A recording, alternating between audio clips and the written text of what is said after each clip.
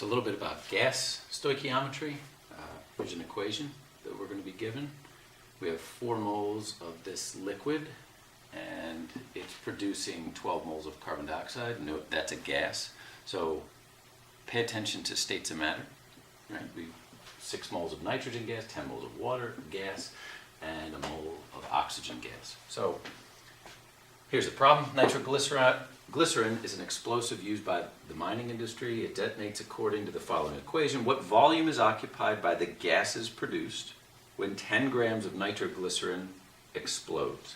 The total pressure is 1.45 atmospheres at 523 degrees Celsius. So I'll let you try and solve this, but I'm just pointing out what we know. We know 10 grams of that. We know the total pressure is this. Temperature, 796 Kelvin. And the question is, what's the volume?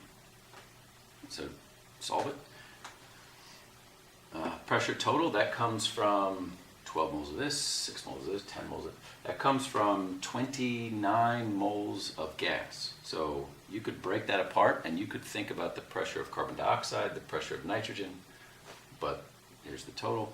Here's the molar mass of nitroglycerin.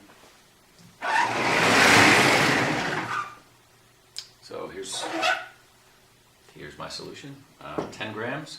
We're going to convert that to moles. Once we're in moles, we can use the coefficients in the equation, and we saw 4 moles of nitroglycerin will give us 29 moles of gas. And so if you do that, you get 0.3192 moles of gas. Now we can plug in it into PV equals nRT, because we have N, we have a temperature, and we have a pressure, and we have R. So 13.89 liters of gas.